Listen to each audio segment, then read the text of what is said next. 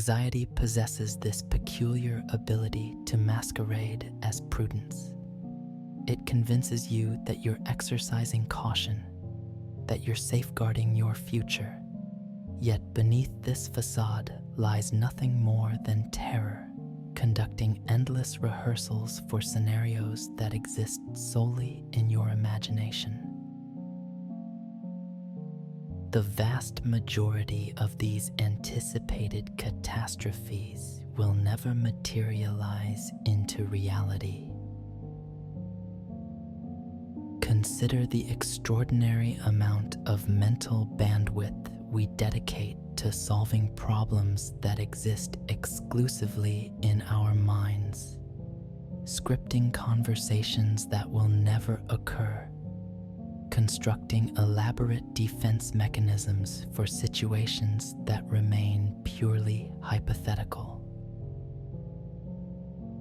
You find yourself horizontal in darkness, staring into void, constructing catastrophe blueprints in your consciousness as if it were your unofficial profession, convincing yourself this constitutes preparation. But anxiety doesn't prepare you for anything. It immobilizes you completely.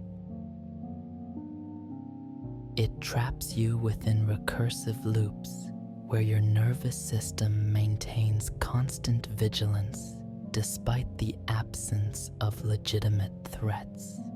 Rather than enhancing your intelligence, composure, or control, it simply depletes your energy reserves entirely.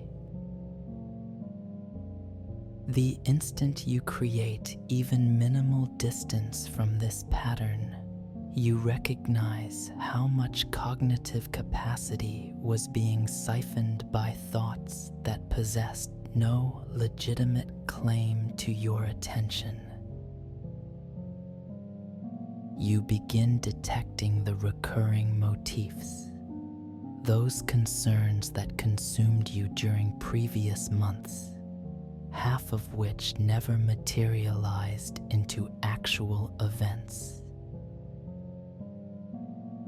The situations that did unfold weren't successfully navigated because you had agonized over them, but because you appeared fully present when circumstances demanded your attention. Anxiety contributed nothing. Presence accomplished everything. Here's the most counterintuitive discovery. When you cease worrying, you don't become reckless. You become laser-focused. You stop fragmenting your energy across infinite hypothetical scenarios and begin showing up completely to current reality. This is where fundamental transformation initiates, not because existence suddenly becomes flawless, but because you're no longer inhabiting a future constructed entirely from fear-based projections. The oppressive weight begins dissipating. You release your death grip on control. You grant yourself permission to breathe naturally again, not because every problem has been resolved, but because you finally understand that suffering your way through existence isn't a prerequisite for safety. When this shift crystallizes, when anxiety loses its stranglehold, everything else begins falling into alignment. Most individuals remain unaware that anxiety represents the brain's misguided attempt to feel productive when experiencing terror.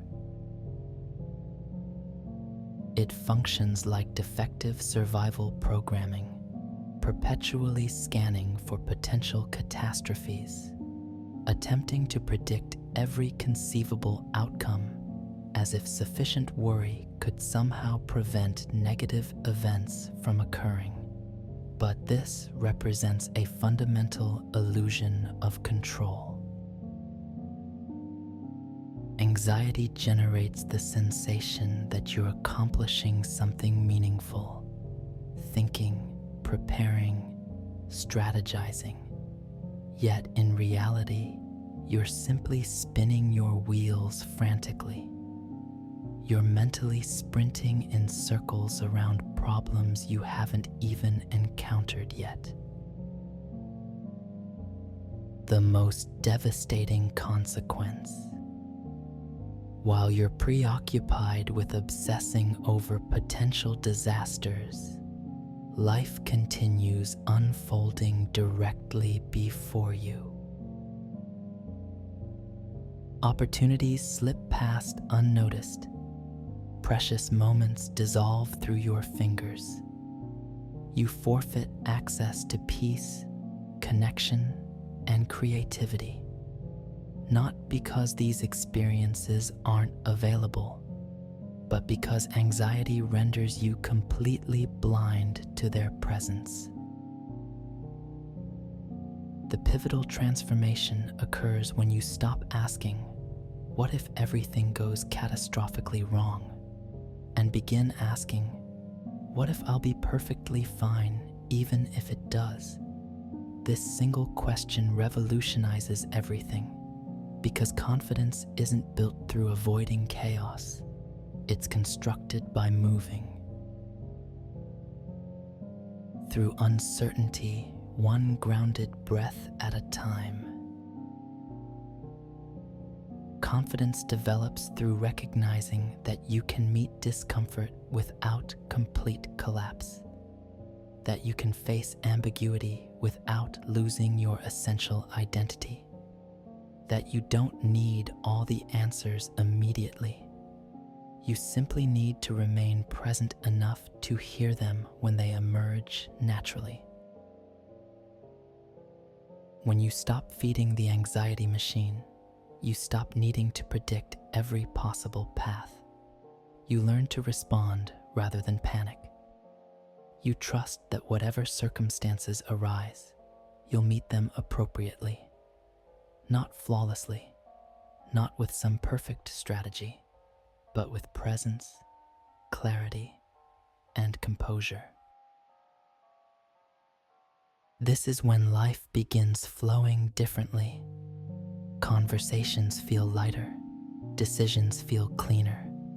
Even mistakes don't impact as severely because you're no longer interpreting every misstep as evidence that everything is disintegrating. You stop reacting from fear and start acting from peace. People notice this energetic transformation. You're no longer broadcasting anxiety through your vocal tone, your gaze, your posture. You move more slowly but with greater precision. You speak less but with more substance. You stop attempting to control every detail and start becoming the kind of person who doesn't need to control everything, because your presence alone carries genuine strength. That's when your environment begins transforming, not because you forced change, but because you stopped battling reality with worry. Here's something that might sting initially. Many of the problems you believe you have aren't actually problems. They're narratives created by anxiety.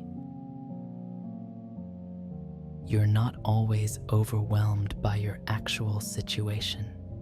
You're overwhelmed by your interpretation of it, the significance you've assigned to it, the future outcomes you've imagined that may never materialize. Anxiety possesses this talent for transforming small things into monsters. A single unread message becomes evidence someone is upset with you. A quiet room becomes proof you're not doing enough. One unexpected event, and suddenly your entire day feels like it's spiraling into chaos. But what if you didn't add meaning? What if you didn't jump to conclusions? What if you simply allowed things to be exactly what they are without instantly making them personal, negative, or permanent? This is where life starts simplifying itself. Not because you've gained more control, but because you've stopped coloring everything with fear-based projections. One of the most liberating practices available to you is stopping the constant narration of your life with anxiety. You don't need to constantly analyze how things will unfold. You don't need to forecast disaster. You don't need to overplan for every possible outcome. In fact, the most powerful people you'll encounter often seem oddly calm when facing chaos, not because they've mastered life, but because they've stopped letting their minds tell frightening stories about every unknown variable. They understand this truth. Anxiety is just the mind attempting to write a script it was never meant to control.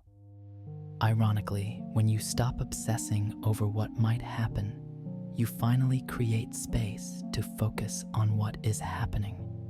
That's where genuine growth occurs. That's where real alignment begins. You start handling situations as they actually present themselves, not as you feared they would be. You make clear decisions because you're not clouded by fear. You take better care of your physical body because you're not drained by mental chaos. You show up in your relationships differently because you're not trapped in loops of doubt, guilt, and hypothetical scenarios. Anxiety feeds on imaginary futures, but peace, real peace, lives exclusively in the present moment. Once you begin experiencing that kind of peace, even in small doses, you'll start realizing something crucial. Nothing outside you actually changed. You changed, and the world began responding to that internal transformation. There exists this quiet superpower most people don't even realize they possess. The ability to let things remain unresolved, to not chase immediate closure, to not have all the answers perfectly aligned before moving forward. Because the truth is, life isn't a perfectly scripted performance. It unfolds in layers, in moments, in pauses. And sometimes the wisest thing you can do is wait without worry. This is challenging when your mind has been trained to fill every silence with panic. But once you begin noticing that urge, the urge to fix, to predict, to figure everything out immediately, you also gain the ability to pause and question it. Why am I rushing? What am I afraid will happen if I just remain here for a moment longer? Who convinced me that peace only comes after everything is solved? Anxiety tries to convince you that peace is something you earn after life cooperates, but that's a trap. If you're always waiting for everything to be perfect before you allow yourself to breathe, you'll be holding your breath for the rest of your existence. Real peace, the kind that doesn't collapse under pressure, doesn't come from controlling your circumstances. It emerges from unhooking your emotional state from them, from choosing presence even when things are uncertain, from learning to sit with life when it's unfinished, unpolished, and unresolved, and still not letting it steal your center. This is where everything begins shifting, because once anxiety loses its grip, you regain access to your energy, your creativity, your sense of direction. Life starts feeling smoother, not because you're lucky, but because you're finally moving with it instead of against it. The situations might appear identical, but you feel different inside them. More grounded, more clear, less desperate for answers, more open to possibilities. That's when things start falling into place. Not because you forced them, but because you finally stopped pushing so hard and started trusting your own stillness. Most people never stop to question why their minds are always busy. They just assume it's normal, like that background hum of machinery that's perpetually running. But here's what rarely gets articulated. A noisy mind isn't a strong mind. It's a mind that's been trained to survive, not to live. We've normalized anxiety as ambition. We've confused restlessness with productivity. We've come to believe that if we're not constantly thinking, something must be wrong. But overthinking doesn't mean you're evolving. It usually means your nervous system is stuck in overdrive, replaying old fears under new disguises. Here's the truth most people avoid. Anxiety makes you feel like you're participating in life, but really, you're just observing your life from the sidelines, micromanaging every possible outcome in your head while the actual moment slips away. You don't experience the beauty of a sunset because your mind is reviewing your to-do list. You don't hear what someone's really saying because your brain is already planning how to respond. You're in the room, but not really there. But the moment you start pulling back from that, not by force, but by awareness, things begin shifting. You start catching yourself mid-worry, and instead of spiraling, you breathe. You remind yourself, this is not happening now. This is a story my mind is writing, and I can close the chapter at any moment. That's when you begin returning to your body. You notice how your breath moves, how your feet feel on the ground, how your chest loosens just a little when you stop feeding the panic. You begin re-inhabiting your life, not as a character trying to survive the plot, but as the author choosing how each line unfolds. You realize you can't worry your way into a peaceful future, but you can choose peace right now, not as a final destination, but as a repeated decision. The more you make that choice, the more you build that muscle, the easier it becomes to return to yourself no matter how loud the world gets. One of the most overlooked truths about worrying is this: it's addictive, not in the way that makes you feel good, but in the way it gives you a strange sense of control. It keeps your mind busy, gives you something to do, something to fixate on, as if the act of worrying itself is productive.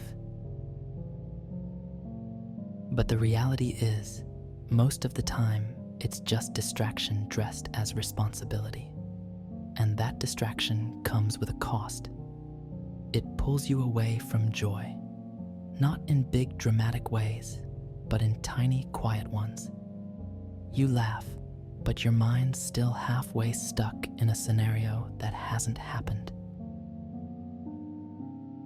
You try to enjoy your day, but there's that lingering hum in the background, whispering what if about things you can't even control. Without realizing it, you've built your whole inner world around preparing for storms that may never come. But here's the shift.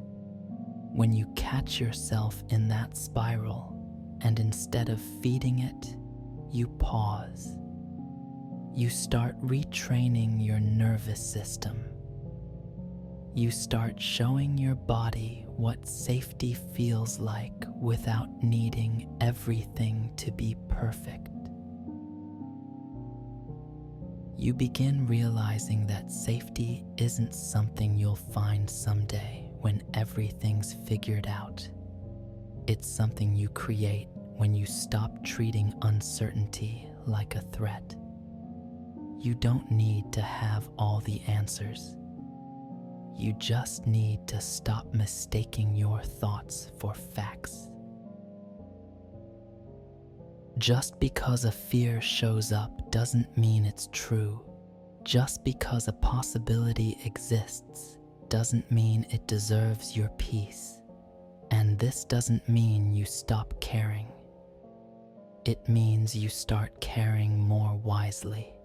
You protect your energy like it's sacred, because it is.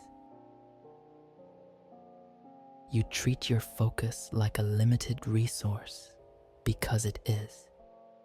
You stop giving the loudest voice in your head all the attention, and instead start listening for the quiet one. The one that says, it's okay not to know yet. You're safe here, right now. When you live from that space, something powerful happens. Your intuition gets louder. You begin sensing what's right for you without needing to overthink every detail. You make moves without needing everyone's approval. You let go of timelines and start trusting timing. The world around you won't always slow down, but you will. And in that stillness, you find strength. The kind that doesn't need to be loud to be unshakable.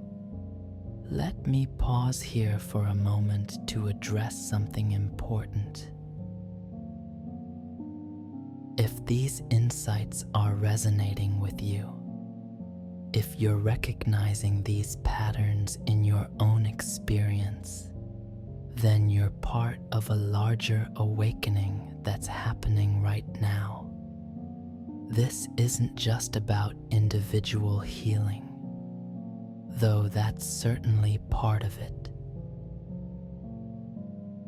This is about collective evolution and your willingness to recognize and transform your relationship with anxiety, contributes to the healing of human consciousness itself. If you want to continue receiving insights about breaking free from mental loops and finding genuine peace, the most powerful way to support this ongoing exploration is through your engagement.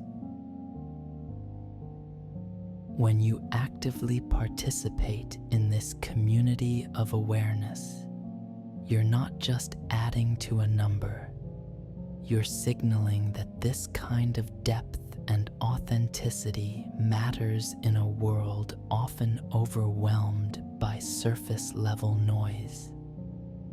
You know what's rare these days? A mind that's quiet, not because everything is perfect, but because it's no longer at war with itself. That kind of peace doesn't come from controlling life. It comes from learning to stop adding weight where it doesn't belong.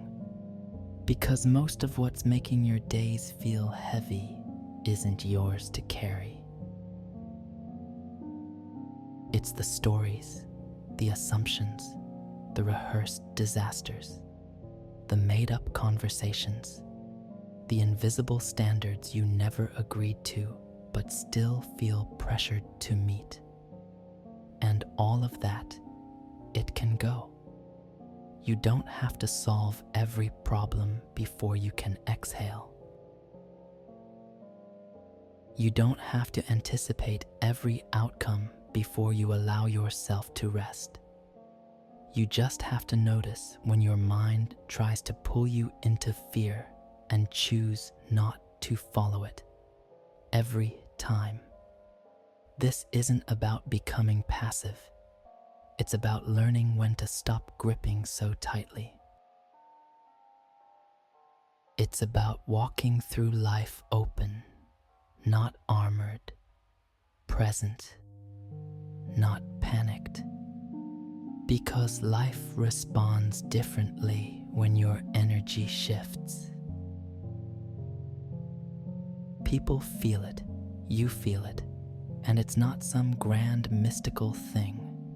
It's just that you're finally showing up as you, not a future version, not an over-calculated version, just the version of you that trusts that whatever happens next, you'll meet it when it arrives and not a second sooner. And here's something I want you to try. A way to anchor this understanding into your lived experience. If you felt the truth of these words settling into your consciousness, if something inside you has been recognizing itself in these patterns, then let's create a moment of conscious commitment.